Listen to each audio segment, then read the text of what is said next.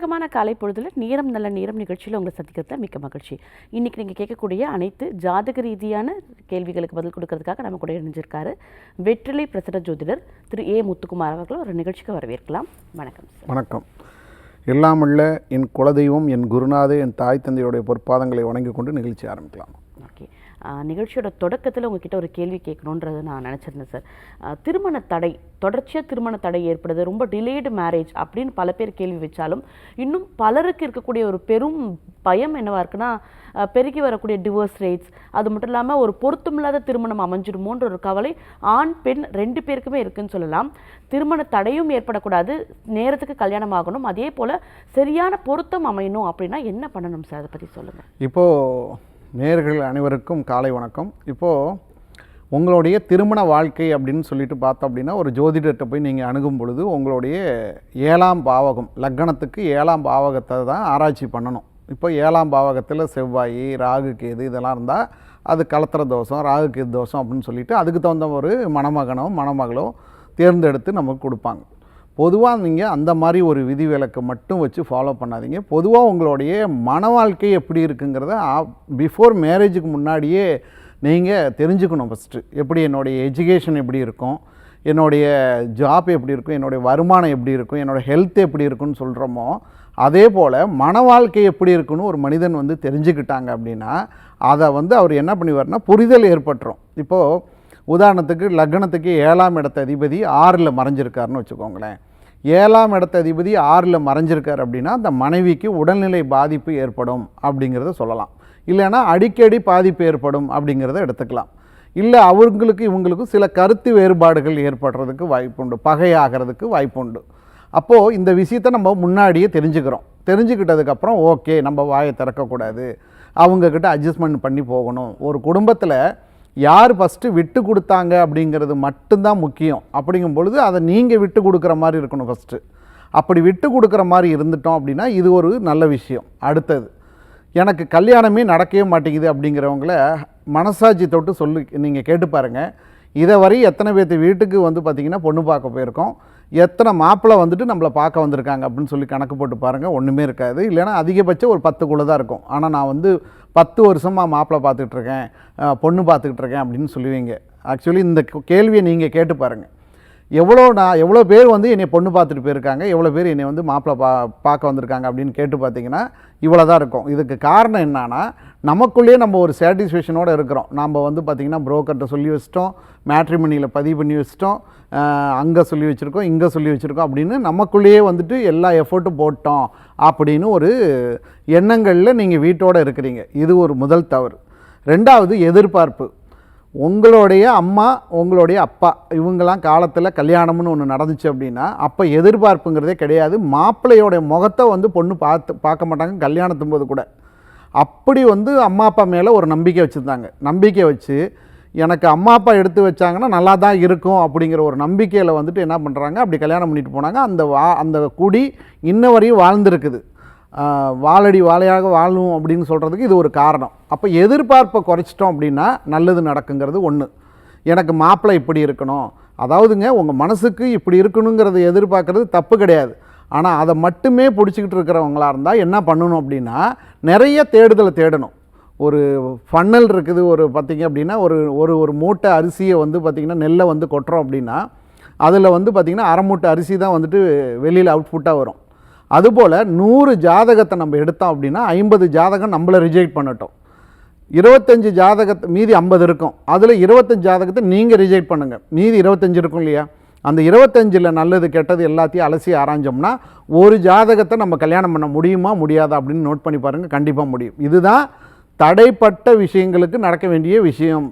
ஒரு பொண்ணு பெற்றவங்களாக இருக்கட்டும், மாப்பிள்ளையை பெற்றவங்க ஒரு தாய் தந்தையாக இருக்கட்டும், இதைத்தான் நீங்கள் ஃபாலோ பண்ணணும். அதை விட்டுட்டு என்னுடைய ஜாதகத்தில் இப்படி இருக்குது, ஐயா ஜாதகத்தை பொறுத்தவரையும் மொத்தம் 3 ஜாதகங்க. ஒன்று மிக மிக யோகமான ஜாதகம், அது போன ஜென்மத்தோடைய கர்மா, இவங்களுக்கு லக்னம் அப்படி அமைஞ்சிருக்குது, 7ஆம் இடத்த அதிபதி யோகாதிபதி எல்லாமே சூப்பராக இருக்குது. அவர் எந்த கெட்டவனாக இருந்தாலும், அந்த சமுதாயத்தை கெட்டவனாக இருந்தாலும் அவங்களுக்கு கிடைக்க வேண்டிய வருமானம், குழந்தைய பாக்கியம் எல்லாமே பர்ஃபெக்டாக இருக்குது அப்படின்னா அது யோகமான ஜாதகம். இன்னொரு ஜாதகம் வந்து பார்த்திங்க அப்படின்னா படுமோசமான ஜாதகம். மூணாவது இன்பேலன்ஸாக இருக்கும். எப்படின்னா ஒரு காலகட்டம் நடக்கிற திசா புத்தி வந்து பார்த்திங்கன்னா அவங்கள கெடுக்கிற மாதிரியும், இன்னொரு காலகட்டத்தில் வர திசா புத்திகள் கிரக மாற்றங்கள் வரும் பொழுது நல்ல முன்னேற்றத்தை கொடுக்குற மாதிரியும் இப்படி இன்பேலன்ஸாக இருக்கும். இந்த 3 தான் ஜாதகத்தோடைய அமைப்பு. இதில் நீங்கள் என்னவா அப்படிங்கிறத நீங்கள் தெரிஞ்சுக்கணும் ஃபஸ்ட்டு. அது எப்படி தெரிஞ்சுக்கிறதுனா நம்ம வாழ்க்கை முறையை வச்சு தெரிஞ்சுக்கலாம். நமக்கு எப்படிலாம் இருக்குது, சொந்தக்காரங்களோடது வருமானம் எப்படி இருக்குது, ஹெல்த் எப்படி இருக்குது, வீட்டில் வந்து பார்த்திங்க அப்படின்னா சந்தோஷம் எப்படி இருக்குது, இப்படிங்கிறதெல்லாம் வச்சு நீங்களே முடிவு பண்ணிக்கலாம். இந்த 3யுமே மாற்ற சக்தி யார்கிட்ட இருக்குது அப்படின்னா தெய்வத்துக்கிட்ட இருக்குது. அந்த தெய்வங்கிறது யார் அப்படின்னு பார்த்தோம்னா நமக்கு மேலே ஒரு சக்தி இருக்குது அப்படிங்கிறது தான். இப்போ நாங்கள் வந்து இந்த இடத்துல இருந்து பேசிக்கிட்டு இருக்கிறோம். இந்த பேச்சையும் இந்த வீடியோவும் வந்து பார்த்திங்கன்னா ஒரு கேமரா வந்து பார்த்திங்க அப்படின்னா ஷூட் பண்ணி உங்ககிட்ட கொண்டுட்டு போகிறது. இது இடையில வந்து பார்த்திங்க அப்படின்னா அந்த ஏர் மட்டும்தான் இருக்குது. அதை வந்து அப்படியே அப்சர்வ் பண்ணி உங்களுக்கு முன்னாடி வீடியோவாக கொண்டுட்டு போகுது அப்படின்னா இதே சக்தி தான் தெய்வ சக்தின்னு நம்ம சொல்ல வரோம். அப்போது கேமராலேருந்து வர சக்தி, ரிமோட்டிலேருந்து வர சக்தி, செல்ஃபோன் பேசினோம்னா இங்கேருந்து வெளிநாட்டுக்கு பேசலாம் அப்படிங்கிறதுக்கு ஒரு வேவ்ஸ் இருக்குது அப்படின்னா அதே வேவ்ஸ் தான் கடவுளுடைய வேவ்ஸும் இருக்குது. அப்போ அது வந்து நல்ல திசா புத்தி நடக்கும் பொழுது நல்ல மாற்றத்தையும், கெட்ட திசா புத்தி நடக்கும் பொழுது கெட்ட விஷயத்தையும் செய்யும் அப்படிங்கிறத முடிவு பண்ணுறீங்க. இதை மாற்றி அமைக்கிற சக்தி நமக்கு தெய்வத்துக்கு உண்டு. அந்த தெய்வத்தில் எது முதன்மையான தெய்வம் அப்படின்னா நம்மளுடைய குலதெய்வம், நம்ம முன்னோர்கள். அதுக்கப்புறமேட்டுக்கு தான் மித்த தெய்வங்களை நம்ம தேடணும். இந்த ஒரு மனசாட்சியோட, இந்த ஒரு மனநிலையோடு நீங்கள் வந்து பார்த்திங்கன்னா வாழ்க்கையை ரன் பண்ணி பாருங்கள். உங்கள் வாழ்க்கை கண்டிப்பாக சூப்பராக இருக்கும். எந்த விஷயமா இருந்தாலும் உங்களுடைய ஆட்டிடியூடு தான் முடிவு பண்ணுது அப்படிங்கிறது என்னுடைய கருத்து. எண்ணம் போல் வாழ்க்கை அப்படின்னு சொல்லுவாங்க. நீ என்ன நினைக்கிறியோ அதுதான் நடக்கும். எனக்கு மாப்பிள்ளை இப்படி தான் வேணும்னு சொல்லிவிட்டு நீங்கள் முடிவு பண்ணீங்க அப்படின்னா அதே மாதிரி தொலைகிட்டே தான் இருப்பீங்க. பொண்ணு இப்படி தான் வேணும் அப்படின்னு சொன்னோம்னா அதே மாதிரி தொலைகிட்டே இருப்பீங்க. அதை மாற்றுங்க. எனக்கு என்னை நல்லபடியாக பார்த்துக்கிற ஒரு பையன் வேணும், என்னை நல்லபடியாக பார்த்துக்கிற பொண்ணு வேணும் அப்படின்னு மட்டும் நினைங்க. உங்களுக்கு இதோட பெஸ்ட்டாக வந்து அமையும். அப்போ எண்ணங்களை மாற்றுங்க. எண்ணம் போல் வாழ்க்கை அப்படிங்கிறத ஒவ்வொரு மனிதரும் புரிஞ்சுக்கணும். நம்மளாம் அந்த விஷயத்தில் ஒரு தெளிவாக இருக்கிற ஒரு ஜோதிடர். நீ என்ன நினைக்கிறாயோ அதுதான் நீ நடப்பாய் அப்படிங்கிறது மட்டும்தான் என்னுடைய கொள்கையே. அப்படி பார்க்கும் பொழுது உங்கள் வாழ்க்கை நல்லபடியாக இருக்கணும் அப்படின்னா உங்களுடைய வீட்டுக்குள்ளே இருக்கிற இந்த சூழலை நீங்கள் மாற்றினீங்கன்னா கண்டிப்பாலுமே உங்கள் வாழ்க்கை துணையை நல்லபடியாக இது பண்ணலாம். அதுக்கப்புறம் தான் கோயிலில் போய் நான் பாவக்காயில் வந்துட்டு விளக்கேற்றுறேன், பூசணிக்காயில் விளக்கேற்றுறேன், இதெல்லாம் அப்புறம்தான். சும்மா நான் வந்துட்டு பார்த்திங்கன்னா வாழ்க்கையில் இவ்வளோ புரிதல் இல்லாமல் வந்து நான் பாட்டுக்கு போயிட்டு கோயிலில் போய் விளக்கேற்றுறேன், அங்க பிரதர்ஷனம் பண்ணுறதெல்லாம் வேஸ்ட்டுங்க. புரிதல் நல்லபடியாக இருந்தால் போதும் உங்கள் வாழ்க்கை சூப்பராக இருக்கும். ஓகே, நிகழ்ச்சியோட முதல் அழைப்பாளர் இணைப்பில் இருக்காங்க சார், அவங்க கிட்ட பேசலாம். வணக்கம். ஹலோ, வணக்கம்மா. சொல்லுங்கம்மா, உங்க பேர் என்ன? என் பேர் ஆறுமுகத்தம்மாள். ஓகேம்மா, 1லேருந்து 48க்குள்ள ஒரு நம்பர் செலக்ட் பண்ணுங்கம்மா. 6 செலக்ட் பண்ணியிருக்கீங்கம்மா. இணைப்பிலே இருங்க சார், இணைப்பில் தான் இருக்காரு. சரிம்மா. அம்மா வணக்கங்கம்மா. வணக்கம் ஐயா. அம்மா எந்த ஊர்லேருந்து பேசுகிறீங்கம்மா? திருநெல்வேலி மாவட்டங்க. சரிங்கம்மா. இப்போது முதல் விஷயம் வந்து பார்த்திங்கன்னா நமக்கு குலதெய்வத்தோடைய பிராப்தம் எப்படி இருக்குது அப்படிங்கிறத பார்க்கணும். உங்களுக்கு குலதெய்வங்கிறது பெண் தெய்வம், குதிரை வாகனம் இல்லைன்னா அந்த வாகனத்தோடு சேர்ந்த காவல் தெய்வத்தோடைய அமைப்பு அப்படிங்கிறது ஒன்று, பெருமாளும் உங்களுக்கு உண்டு அப்படிங்கிறது கணக்கு இருக்குங்கம்மா. ஆமாம், உங்களுடைய குலதெய்வம் பேர் சொல்லுங்கம்மா. எல்லா தெய்வமும் இருக்காது, சங்கீத விட்டார். சரிங்கம்மா. இப்போ உங்களுடைய கேள்வி வந்து என்ன அப்படின்னா குழந்தை சம்பந்தப்பட்ட கேள்வி, மங்களகரமான விஷயத்தில் ஏற்படுற தடை தாமதம், தொழில், இந்த 3 விஷயத்தில் தான் கேள்வி வந்திருக்குது. உங்கள் கேள்வி என்னம்மா? நாங்கள் வந்து விவசாய குடும்பம். எங்கள் விவசாயம் ரொம்ப கஷ்டமாகவே போய்கிட்டு இருக்கு. சரிங்கம்மா. இப்போ உங்களுடைய தொழில் சம்மந்தப்பட்ட கேள்வி கேட்குறீங்க, விவசாயம் அப்படிங்கிறது. இந்த விவசாயத்தில் அதிகபட்சம் 3 மாதங்களுக்கு எந்த ஒரு இதுவுமே ஈல்டு எடுக்க முடியாதுமா. விவசாயத்தில் எந்த ஒரு இதுவும் கிடைக்காது. முடிஞ்சால் ஒரு விவசாய நிலம் 2 நிலம் வச்சுருக்கீங்கன்னா ஒன்று விற்கிற மாதிரி தான் அமைப்புகள் இருக்குதுமா இந்த நேரம். சரிங்களா? இப்படி இருக்கிற காலகட்டத்தில் நீங்கள் விற்றுருங்க அப்படின்னா சாப்பாட்டுக்கு என்ன பண்ணுறது? அதனால் விற்கவும் வேண்டாம், ஒன்றும் வேண்டாம்.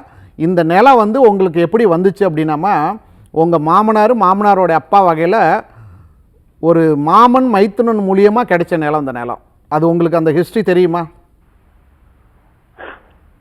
எங்க மாமனார் வழியிலன்னா அவங்க 2 ஆம்பளை தான். அது ரொம்ப ஒன்றும் டீட்டெயிலாக எனக்கு தெரியாதுயா. சரிங்கம்மா. அதாவதுமா இந்த நிலத்தை வந்து கொடுத்தது வந்து மாமன் மைத்துனன் அப்படிங்கிற ஒருத்தருடைய காசு பணத்தினாலேயோ அவங்க மூலியமாக வந்த இடம். இது உங்களுக்கு ஆகாது. சரிங்களா? அதனால் என்ன பண்ணுறீங்க அப்படின்னா இந்த நிலத்தோடைய ஒரு பத்திரத்தோட ஜெராக்ஸ் எடுத்து வச்சுக்கிட்டு நேராக பெருமாள் கோயிலுக்கு போங்க. பெருமாள் கோயிலில் படிக்காசு அந்த பத்திரத்துக்கு மேலே வந்து பார்த்திங்க அப்படின்னா ஒரு வெத்தலை பாக்கு வச்சு ஒரு 101 ரூபா பணத்தை வச்சு மனசார வேண்டிட்டு அந்த 101 ரூபா பணத்தை உண்டியில் போட்டுட்டு இந்த நிலம் வந்து பார்த்திங்க அப்படின்னா உனக்கு நான் கொடுக்குறேன், நீ எனக்கு வந்து பார்த்திங்கன்னா குத்தகைக்கு விட்ற அப்படின்னு சொல்லிட்டு வருஷம் 100 ரூபா அந்த பெருமாள் கோயிலில் வந்து பார்த்திங்க அப்படின்னா குத்தகை பணம் மாதிரி போட்டுட்டு வந்துட்டு விவசாயம் பண்ண ஆரம்பிங்க. 2 மாதத்துக்கு அப்புறமேட்டுக்கு செய்யுங்க. உங்கள் வாழ்க்கை கண்டிப்பாக நல்லாயிருக்கும். 2 மாதம் பொறுமையாக இருங்க. நிலம் விற்கவும் வேண்டாம், எல்லாமே நல்லபடியாக இருக்கும், எந்த குறையும் வராது. குலதெய்வ வழிபாடை நல்லபடியாக பண்ணிட்டு வாங்கம்மா, எந்த குறையும் வராது, நல்லா இருப்பீங்கம்மா. நன்றிம்மா. அடுத்த அழைப்பாளர் இணைப்பில் இருக்காங்க, உங்ககிட்ட பேசலாம். வணக்கம். ஹலோ, சொல்லுங்கம்மா. அம்மா 1லேருந்து 48க்குள்ள ஒரு நம்பர் செலக்ட் பண்ணுங்க. 10ங்க. ஓகேம்மா, உங்களோட பேர் என்னம்மா, இங்கிருந்து கூப்பிடுறீங்க? என் பேர் புவனேஸ்வரி, சென்னையிலேருந்து கூப்பிட்றேன். ஓகேம்மா, சார் இணைப்பில் தான் இருக்காரு, தொடர்ச்சியாக பேசலாம். அம்மா வணக்கங்கம்மா. வணக்கம் சார். முதல் விஷயம், குலதெய்வத்தோடைய பிராப்தம் நல்லா இருக்கா அப்படின்னு பார்க்கும்போது குலதெய்வத்தோடைய அனுகூலத்தை அதிகமாக கும்பிட்டுக்கோங்க. குலதெய்வத்தோடைய அனுகூலம் கொஞ்சம் குறைவாக இருக்குது. அங்காள பரமேஸ்வரி, பச்சையம்மா, எல்லையம்மா, காளி, இந்த மாதிரி தெய்வத்தை நீங்கள் கும்பிடணும் அப்படிங்கிற அமைப்பு உண்டுமா. அதே போல் குலதெய்வத்தை விட்டு கொடுத்துடாதீங்க. ஏன்னா குலதெய்வத்தோடைய அனுகூலம் இல்லை அப்படின்னாவே அந்த வம்சத்தை பாதிக்கிறதுக்கு உண்டான அமைப்புகள் உண்டு. உங்கள் குலதெய்வம் பேர் சொல்லுங்கம்மா. அங்காளம்மன் சார். அதான் உங்கள் பேரை, சாமி பேரை சொன்னேன் இல்லையா, அங்காள பரமேஸ்வரி அப்படின்னு சொல்லிட்டு அந்த மாதிரி அமைப்பு இருக்குது. ஒன்று. அடுத்தது, எதுக்காக பார்க்குறீங்க, என்ன விஷயத்தை பற்றி பேச போகிறீங்க அப்படின்னா மாங்கல்யம், பெண் மாங்கல்ய ஸ்தானம், நீளம் சம்மந்தப்பட்ட கேள்வி, தொழில், இந்த 3 இதில் கேள்வி உதயமாயிருக்கு. உங்கள் கேள்வி என்னம்மா? எனக்கு இப்ப கண்டக சனி ஆரம்பிச்சிருக்குறாங்க, அதனால உடம்பு பாதிப்பு எதனா இருக்குமான்னு கேட்கலாம். ஓகேம்மா, உங்களுக்கு பாதிக்காதுமா, உங்கள் வீட்டுக்காருக்கு தான் பாதிக்குதுமா. ஆமாம், அவருக்கு கால்வலி, கால் சம்மந்தப்பட்டது இல்லைன்னா ஏதாவது ஒரு பிரச்சனை அவருக்கு இருக்கணும் அப்படிங்கிற அமைப்பு இருக்குது. அவர் என்ன பண்ணுறாருங்க? அவருக்கு தான் வந்து உடல் பாதிப்பு வருது அப்படிங்கிறது கணக்கு இருக்குங்கம்மா. உங்களுக்கு ஸ்கின் சம்மந்தப்பட்ட தோல்வியாதி சம்மந்தப்பட்ட பிரச்சனைகள் வரும், சரிங்களா, நரம்பு சம்மந்தப்பட்ட பிரச்சனைகள் வரும் அப்படிங்கிற அமைப்பு இருக்குது. நீங்கள் உங்களால் பயணம் பண்ணி போக முடிஞ்சுது அப்படின்னா திருவெண்காடு போயிட்டு வாங்க, அப்படி இல்லைன்னா மதுரை மீனாட்சி அம்மன் கோயிலுக்கு போயிட்டு வாங்க. இந்த 2மே போக முடியல அப்படின்னா புதன்கிழமை தோறும் பெருமாள் கோயிலுக்கோ இல்லை சிவன் கோயிலுக்கோ போய் ஒரு 1/2 மணி நேரம் 1 மணி நேரம் அங்கே இருந்துட்டு விளக்கு போட்டு சாமி கும்பிட்டுட்டு வாங்க, நல்லபடியாக இருக்கும். கண்டக சனிங்கிறத நினச்சி பயப்படலாம் வேணாமா. பொதுவாக வந்து சனி வந்து கெடுக்கிற கிரகம் கிடையாது. நேயர்கள் எல்லாத்துக்கும் ஃபஸ்ட்டு புரிஞ்சுக்குங்க. ஒவ்வொரு காலகட்டத்தில் வரும்பொழுது அந்த வாழ்க்கைக்கு உண்டான தீர்ப்பை எழுதுகிறவர், நீ இதைத்தான் வந்து பிறந்து வந்த, நீ இதைத்தான் அனுபவிக்கணும் அப்படிங்கிறத வந்து சொல்லி கொடுத்து வாழ்க்கையோடைய பாடங்களையும் நல்லவனாக ஆக்கிடுவார். அது யாராலையும் அந்த எந்த கிரகத்தாலையும் செய்ய முடியாத ஒரு அற்புதமான ஒரு விஷயம் வந்து பார்த்திங்க அப்படின்னா சனி கொடுப்பார். இப்போது குரு இருக்கிறாருன்னு வச்சுங்களேன், கொடுக்குற தெய்வம் எது இருந்தாலும் மங்களகரமான விஷயமாக பண்ணிக்கிட்டே இருக்கும். எப்படின்னா இந்த ஓட்டுக்கு வந்து பார்த்திங்க அப்படின்னா பணம் வாங்கிட்டு ஃப்ரிட்ஜு கொடுக்குறாங்க, வாஷிங் மிஷின் கொடுக்குறாங்க அப்படின்னு சொல்கிறது மாதிரி இந்த குரு. ஆனால் சனி பொறுத்த வரையும் வந்து பார்த்திங்கன்னா நான் 10 பைசா கொடுக்க மாட்டேன், எனக்கு ஓட்டு போட்டிங்க அப்படின்னா நான் உங்களை வந்து பார்த்திங்கன்னா நல்லபடியாக வச்சுக்கிறேன் அப்படின்னு சொல்லுவாங்க இல்லையா, அந்த மாதிரி கிரகம் தான் சனி. அப்பேற்பட்ட அந்த சனி வந்து பார்த்திங்கன்னா உங்களுக்கு ஏதாவது தீங்கு நடக்குமானா உங்களுக்கு பூர்வ புண்ணியாதிபதி 5 கூடையவர். அப்போ குலதெய்வ வழிபாடும் புதன்கிழமை தினம் செய்கிற வழிபாடும் உங்கள் வாழ்க்கையை நல்லபடியாக வச்சுருக்கும். அதுக்கு மேலே காலத்தின் கட்டாயம் என்ன வேணாலும் நடக்கட்டும், அதை பார்த்துக்கலாம். நல்லா இருப்பீங்க, குலதெய்வத்தை பிடிச்சிங்க, எந்த குறையும் வராது, நல்லா இருப்பீங்கம்மா. நன்றி. நன்றிம்மா கால் பண்ணதுக்கு. நெக்ஸ்ட் காலர் இணைப்பில் இருக்காங்க, உங்ககிட்ட பேசலாம். வணக்கம். வணக்கம் மேடம், கும்பகோணத்துலேருந்து பேசுகிறேன் மேடம். ஓகேம்மா, 1லேருந்து 48க்குள்ள ஒரு நம்பர் செலக்ட் பண்ணுங்கம்மா. 5 மேடம். 5 செலக்ட் பண்ணியிருக்கீங்களா? உங்களோட பெயர் என்னம்மா? பவானி மேடம். ஓகேம்மா, கும்பகோணத்துலேருந்து கால் பண்ணியிருக்கேன்னு சொல்லியிருக்கீங்க, இணைப்பில் தான் சார் இருக்கார், பேசலாம். அம்மா வணக்கங்கம்மா. வணக்கம் சார். அம்மா, உங்கள் வீட்டுக்கு பக்கத்தில் தண்ணி சம்மந்தப்பட்ட நீரோடை இல்லைன்னா கவர்மெண்ட்டோட டேங்க்கு இந்த மாதிரி ஏதாவது தண்ணி சம்மந்தப்பட்ட இடத்துல குடியிருக்கீங்களா? ஆமாங்க ஐயா, பக்கத்தில் ஆறு இருக்குது. ரைட்டுங்க, நீங்கள் அந்த இடத்துல தான் இருக்கணும் அப்படிங்கிறது விதிமா. இந்த இடத்த விட்டுட்டு நீங்கள் வெளியில் போகிற மாதிரி ஐடியா இருந்தால் போக வேண்டாம், சரிங்களா? இந்த இடத்துல இருங்க, இந்த இடத்துல இருந்தால் தான் முன்னேற்றம் அப்படிங்கிறது ஒன்று. உங்கள் வீட்டுக்கு பக்கத்தில் வேப்ப மரம் இந்த மாதிரி ஏதாவது ஒன்று வச்சு அதில் சூளை வச்சு அதில் வந்து தெய்வத்தை கும்பிட்டுட்டு வரணுங்கிறது பாக்கியம் இருக்குது. உங்கள் வீட்டுக்கு பக்கத்திலே கோயில் இருக்கணும் அப்படிங்கிற அமைப்பு உண்டு. என்ன கோயில் உண்டு? அம்மன் கோயில் ஒன்று இருக்கா? அம்மன் கோயில் முனையில இருக்கு ஐயா. ரைட்டுங்க. இப்போ உங்களுடைய கேள்வி என்ன அப்படின்னு சொல்லி பார்க்கும்போது உடல்நிலை ஆரோக்கியம் சம்மந்தப்பட்ட கேள்வி, பெண் சம்மந்தப்பட்ட கேள்வி, பெண்ணு பார்க்குறதோ இல்லை பெண்ணை கொடுக்கறதோ அப்படிங்கிற மாதிரி பெண் சம்மந்தப்பட்ட கேள்வி. சொல்லுங்கம்மா. பொண்ணுக்கு தான் ஐயா கல்யாணம். ஆமா, அப்படிங்கிறது ஆமா ஐயா. பெண்ணை கொடுக்கறதுக்கு உண்டான கேள்வி அப்படின்னு இருக்கு. அப்ப 5 கூடையவர் வந்து ராகு கேதுவோட இருக்கனால உங்க பொண்ணுக்கு செவ்வாய் தோஷம் இல்லைன்னா ராகு கேது தோஷம் உண்டுமா? சரிங்க ஐயா. இருக்குன்னு சொல்லியிருக்காங்களா? தெரியல ஐயா, நான் பார்க்கவே இல்லை ஐயா. சரிங்கம்மா, அவங்கள வந்து லேட் மேரேஜ் பண்ணி வைங்க. இன்னும் ஒரு 2 இயர்ஸ் வந்து வயசு என்னம்மா? 30 வயசு ஐயா. ஆமாம், லேட் மேரேஜ் தான் பண்ணணும் அப்படிங்கிறது விதி இருக்குது. அதனால தான் 30 வயசு வரையும் கல்யாணம் ஆகலை. பரவாயில்ல விடுங்க. இதுக்கப்புறமேட்டுக்கு நடந்தால் தான் நல்லாயிருக்கும். இதுக்கு முன்னாடி கல்யாணம் பண்ணியிருந்தால் அந்த இது நல்லபடியாக இருந்திருக்காது. ஒரு 2 மாத காலகட்டத்துக்கு அப்புறமேட்டுக்கு அவங்களுக்கு சரியாகும். ஒரு முறை நீங்கள் வந்து பார்த்தீங்க அப்படின்னா இங்கே அருகில் இருக்கிற நீங்கள் வந்து உங்களோட வீட்டுக்கு பக்கத்தில் இருக்கிற முருகன் ஆலயத்துக்கு ரெகுலராக போக சொல்லுங்கள். ஒன்று. சரிங்க ஐயா. திருத்தணியோ திருப்பரங்குன்றமோ ஒரு முறை போய் மாலை வந்து பார்த்தீங்க அப்படின்னா முருகன் வள்ளி தெய்வானைக்கு வந்து மாலை போட்டு அங்கேருந்து ஒரு மாலையை வாங்கிட்டு வந்து வீட்டில் மேலே வந்து கட்டி விட்ருங்க. நான் கல்யாணம் முடிஞ்சதுக்கப்புறமேட்டுக்கு பொண்ணு மாப்பிள்ளையும் கூட்டிகிட்டு வந்து 2 மாலை வாங்கி போட்டு நான் வந்து தேங்காய் உடைச்சி அர்ச்சனை பண்ணிக்கிறேன். இது சாதாரண ஒரு வேண்டுதல். இது மாதிரி நீங்கள் பண்ணுங்கள், நல்லபடியாக இருக்குது. இது முதல் பாயிண்ட். உங்களுடைய மாமனாருக்கு, மாமனாரோடைய அப்பாவுக்கு, அவங்க அப்பாவுக்கு, இந்த 3 பேத்துல யாரோ ஒருத்தருக்கு ஒரு பெண் குழந்தை பிறந்து இறந்துருக்குதுமா. உங்களுக்கு, உங்கள் மாமனாருக்கு, மாமனாரோட அப்பாவுக்கு, இந்த 3 பேத்துல அவங்கள கன்னி தெய்வ பூஜை அப்படின்னு இயர்லி ஒன்ஸ், வருட ஒரு முறை வீட்டில் கும்பிடணும். சரிங்களா? அதை என்னுடைய நிகழ்ச்சியிலே இதுக்கு முன்னாடி பார்த்த இதெல்லாம் நடந்த வீடியோவில் பாருங்கள். கன்னி தெய்வத்தை எப்படி கும்பிடணும் அப்படின்னு நான் போட்டிருப்பேன். அந்த கன்னி தெய்வத்தை எடுத்து கும்பிடுங்க. ஒரு வெள்ளிக்கிழமை சாயங்காலமாக புடவை எடுத்து வச்சு கும்பிடணும். சரிங்களா? அந்த சாப்பாடை பெண்கள் தான் எடுத்து சாப்பிடணும், ஆண்கள் தொடக்கூடாது. அந்த மாதிரி ஒரு முறையாக செய்கிற ஒரு பூஜை. அந்த கன்னி தெய்வத்தை கும்பிட்டுட்டு நான் சொன்ன இந்த விஷயத்தை பண்ணுங்கள். 2 மாத காலகட்டத்துக்கு அப்புறமேட்டுக்கு வரன் வந்து அமைந்தால் நல்லது. அப்படிங்கிற இடத்துக்கு எந்த குறையும் வராது. நல்லா இருப்பீங்கம்மா. நிகழ்ச்சியோட தொடக்கத்தில் திருமண தடை, திருமணம் டிலே ஆகிறத பற்றி சொல்லிட்டு இருந்தோம் சார். திருமணம் ஆன பிறகு குழந்தை பிறப்பில் தடை ஏற்படுறது, இல்லைன்னா குழந்தை பிறப்பு கொஞ்சம் தாமதமாக ஏற்படுறதுக்கான அடிப்படை காரணம் என்ன? இதுவுமே ஜாதகத்தை பார்த்து நம்ம தெரிஞ்சுக்கிட்டு அதுக்கேற்ற மாதிரி நடந்துக்கலாமா சார்? கண்டிப்பாக. இப்போ ஜாதகத்தில் கல்யாணம் ஆயிடுச்சு, தடைப்பட்டு கல்யாணம் ஆயிடுச்சு, குழந்தை பாக்கியங்கிறது கொஞ்சம் டிலேயாக இருக்குது அப்படின்னா ஃபஸ்ட்டு உடல் ரீதியான தேடுதல் அவங்களுக்கு வேணும். ஃபஸ்ட்டு புரிதல் அப்படி தான் இருக்கணும். உடல் ரீதியான எனக்கு எந்த ஒரு குறையும் இல்லை அப்படின்னு பார்த்தோம்னா ஜாதகத்தை எடுக்கலாம். ஜாதகத்தில் வந்து பார்த்திங்க அப்படின்னா நான் எல்லா டெஸ்ட் எடுத்துட்டேன், எனக்கு வந்து பார்த்திங்க அப்படின்னா எந்த குறையும் இல்லைங்கிறாங்க அப்படிங்கிற மாதிரி தான் சாமியை தேடி ஆகணும். அப்போ தெய்வம், எந்த தெய்வத்தை முதல்ல தேடணும் அப்படின்னு பார்த்தோம்னா குலதெய்வம் தான். ஏன்னா ஒரு ஜாதகத்தில் லக்னத்துக்கு 5ஆம் இடம் குழந்தை பாக்கியத்தை குறிக்கிற இடம், அதே 5ஆம் இடம் தான் குலதெய்வத்தை குறிக்கிற இடம். அப்போது குலதெய்வத்தோடைய குற்றம் தான் இதுக்கு காரணம் அப்படின்னு சொல்லிட்டு பார்க்கணும். அப்போ எப்படி குற்றம்னு நீங்கள் குற்றம் செஞ்சீங்க அப்படிங்கிறது எப்படி நீங்கள் உணரணும் அப்படின்னா, இப்போ குலதெய்வ வழிபாடுனா என்ன அப்படின்னு பார்க்கும் பொழுது அமாவாசை, பௌர்ணமி, இல்லைன்னா மாதத்தில் ஒரு முறை குலதெய்வத்துக்கு போகணும். நம்ம போகிறோமா அப்படின்னு நோட் பண்ணி பாருங்கள். போகலை. ஏன்னா வெளியூர், வெளிநாடுன்னு நம்ம செட்டில் ஆகி பணங்கிற ஒரு காரணத்துக்காகவும் புகழுங்கிற ஒரு காரணத்துக்காகவும் நம்ம வெளியில் போயிட்டோம். சில ஜாதகத்துக்கு பூர்வீகத்தை விட்டு வெளியில் போனோம்னா தான் லைஃப் ஸ்டைலே ஒத்து வரும். ஏன்னா அங்கே குழந்தை பாக்கியம் இல்லை அப்படின்னாலும் வெளியில் போயிட்டாங்க, அதனால் அங்கே கிடச்சிருது. ஆனால் குலதெய்வத்தோடைய மனசில் இடம் பிடிக்க முடியுமானா முடியாது. அப்போ பூர்வீகத்திலே இருந்துக்கிட்டு இல்லை குலதெய்வத்தோடைய அனுகூலத்தை இல்லாமல் இருந்தால் அவங்களுக்கு குலதெய்வ பாக்கியம் டிலே ஆகும். இப்போ இதை யார் கொடுப்பா அப்படின்னு சொல்லி பார்த்தோம்னா குரு பார்வை. குரு அப்படிங்கிறது தான் குழந்தை பாக்கியத்துக்கு கொடுக்குற ஒரு கிரகம். அப்போ குரு அப்படின்னு சொல்லி பார்க்கும் பொழுது நீங்கள் என்ன பண்ணணும்னா உங்களுடைய கர்மாவில் நிறைய கர்மாவை அழிச்சுக்கிட்டே வரணும். கர்மாவை அழிக்கிறதுன்னு என்ன? ஒரு பெரிய காரியத்துக்கு உங்களுக்கு ஃபோன் வருது, இது மாதிரி பாட்டி இறந்துட்டாங்க, அந்த இதுக்கு தடைப்படாமல் போக வந்து இது பண்ணிக்காமல் போயிட்டு மாலை வாங்கி போட்டு காலை தொட்டு கும்பிட்டுட்டு வந்துடணும். இந்த நான் போக மாட்டேன் அப்படின்னு சொன்னோம்னா அது தோஷம். அதே போல் கிரிவலம் நடக்கணும். திருவண்ணாமலைக்கு போய் கிரிவலம் போயிட்டு வரணும். உடம்பு ஆரோக்கியத்துக்காக வந்துட்டு என்னென்ன ஃபுட் எடுத்துக்கணுமோ எடுத்துக்கணும். இதை மட்டும் 1 வருஷம் ஃபாலோ பண்ணுங்கள், கண்டிப்பாக குழந்தை பாக்கியம் கிடைக்கும். ஸோ குழந்தை பாக்கியம் தடைபடுறதுக்கு தெய்வத்தையும் தேடிக்கிங்க, உங்கள் மனதளவுலையும் தெளிவாகிக்கோங்க, கர்மாவும் அழிச்சுக்கோங்க, உடல் ரீதியான தேடுதலும் பண்ணுங்கள், கண்டிப்பாக குழந்தை பாக்கியம் கிடைக்கும் அப்படிங்கிறது கருத்துங்கம்மா. Okay sir. அடுத்த அழைப்பாளர் இணைப்பில் இருக்காங்க, அவங்ககிட்ட பேசலாம். வணக்கம். வணக்கம் மேடம். சொல்லுங்கம்மா. 1லேருந்து 48க்குள்ள ஒரு நம்பர் செலக்ட் பண்ணுங்க. 14. ஓகேம்மா. உங்களோட பெயர் என்ன? குமுதா. எங்கேருந்து கூப்பிடுறீங்கம்மா? தென்காசி.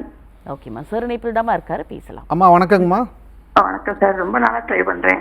கண்டிப்பாக இன்றைக்கி நல்ல நாள் பிறந்திருக்கு உங்களுக்கு அப்படின்னு. அதாவது பிரசன்னத்தை பொறுத்த வரையுமா ஜோதிடத்தை வந்துட்டு பார்க்கணும் அப்படின்னா நோட் எடுத்துக்கிட்டு அருகில் இருக்கிற ஜோசியர்கிட்ட வந்துட்டு நேராக போய் உட்காந்துருந்துட்டு இப்போ காலையில் போனீங்க அப்படின்னா சாயங்காலம் வரையும் அப்பாயின்மெண்ட் இருக்கிற ஒரு ஜோசியர்கிட்ட போனால் கூட எப்படியா இருந்தாலும் பார்த்துட்டு வந்துடலாம். ஆனால் இந்த பிரசன்னத்தை பொறுத்த வரையும் தெய்வம் வழிவிடணும், அப்போ தான் இதுக்கு வந்து பார்க்க முடியும். அப்படியாப்பட்ட அந்த பிரச்சனை உங்களுக்கு இன்றைக்கி வழி விட்ருக்கு அப்படின்னா அதுக்கு காரணம் என்ன அப்படின்னா இந்த ஒரு மாத காலகட்டத்தில் எங்கேயோ ஒரு கோயிலில் போய் நீங்கள் அன்னதானம் கொடுத்துட்டு வந்திருக்கிறீங்கம்மா. எந்த கோயிலில் கொடுத்தீங்க? எங்க வீட்டுக்காரர் நிறைய கோயில கொடுக்கறாரு, டொனேஷன் இந்த கும்பாபிஷேகத்துக்கெல்லாம் கொடுக்கறாரு. அந்த ஒரு புண்ணியம் உங்களுக்கு இது கிடைச்சிருக்கு, அவ்வளோதான். இதுதான் அதோடைய அமைப்பு ஒன்று. இப்போ உங்களுடைய குல தெய்வம் அப்படின்னு பார்க்கும் பொழுது பெண் தெய்வம், 2 பெண் தெய்வங்கள் இருக்கும். காவல் தெய்வங்கிறது வந்து பார்த்திங்க அப்படின்னா ஐயனார், சாஸ்தா, இந்த மாதிரி காவல் தெய்வத்துக்கு உண்டான அமைப்புகள். இல்லைன்னா காவல் தெய்வத்துலேயும் அதிக காவல் தெய்வம் இருக்கிற மாதிரி சாமி இருக்கும். அப்போ பெண்ணும் அதிகமாக இருக்கிற மாதிரியும் காவல் தெய்வம் அதிகமாக இருக்கிற மாதிரி கோயில் தான் உங்களுக்கு வருதுமா. நீரோடைக்கு பக்கத்தில் அந்த தெய்வம் இருக்கணும் அப்படிங்கிற அமைப்பு இருக்குமா. 2வது சுற்று தெய்வமாக சிவனையும் நீங்கள் கும்பிடணும் அப்படிங்கிற அமைப்பு இருக்குது. உங்கள் குலதெய்வம் பேர் சொல்லுங்கம்மா. அம்புடு சரியா சொன்னீங்க சார். குலதெய்வம் வந்து சாஸ்தா சார். சங்கரங்கோவில் அம்மா கோயிலுக்கு போறோம். எங்களுக்கு குடும்பத்திலேயே சிவங்கோவிலும் இருக்கு சார். 3 சரி. ரைட்டுங்கம்மா. எல்லாமே கரெக்டாக வருதா? ஆமா சார், ரொம்ப கரெக்டா இருக்கு. ரைட்டுங்கம்மா. உங்களுடைய வீட்டுக்காரர் பேர், வீட்டுக்காரோடைய அப்பா பேர், அவங்க அப்பா பேர் யாராச்சும் ஒருத்தருக்கு கந்தசாமி, ராமசாமின்னு அப்படின்னு சாமின்னு முடிகிற மாதிரி பேர், இல்லைன்னா சிவனோட பேர் வைப்பாங்க. யாருக்கு இருக்குது? ஆமா, சிவன் பேர் தான், மகாதேவன். ரைட்டுங்க. இப்போ இது வந்து இன்னமேட்டுக்கு உங்களுடைய கேள்வி எந்த மாதிரி இருக்கும் அப்படின்னு பார்க்கும்பொழுது வந்து அரசாங்கம் சம்மந்தப்பட்ட கேள்வி, இல்லைன்னா குழந்தை சம்மந்தப்பட்ட கேள்வி, இல்லைன்னா நோய் எதிரி, இந்த மாதிரி சம்மந்தப்பட்டது இது கேட்கலாம் அப்படிங்கிற கேள்வி உதயமாக இருக்குது. உங்கள் கேள்வி என்னம்மா? ஆமா சார், என் பையனுக்கு உடம்பு முடியாம ஒரு 8 வருஷமா ஒரு 5 வருஷமா கஷ்டப்படுறேன் சார். சரிங்கம்மா. இப்போது இந்த 5 வருடமாக அவர் கஷ்டப்படுறதுக்கான காரணம் என்ன அப்படின்னாமா, அவர் பிறக்கும் பொழுதே 7.5 சனி, அஷ்டம சனி, அர்த்தாஷ்டம சனி, சனியோட தாக்கத்தில் பிறந்திருக்காருமா. ஆமா. இப்போ 6 வயசுன்னு வச்சுங்களேன். அவருடைய ராசி வந்து பார்த்தீங்கன்னா அதிகபட்சம் விருச்சகம், தனுசு, மகரம், கும்பம். இதில் ஏதாவது வருதா? ஆமா சார், கேட்டேன். அப்படிங்கும்போது அவருக்கு சனி தேச, அதாவது 7.5 சனி அந்த இதில் தான் பிறந்திருக்காருன்னு இதில் வந்து கரெக்டாக அக்யூரேட்டாக வருது.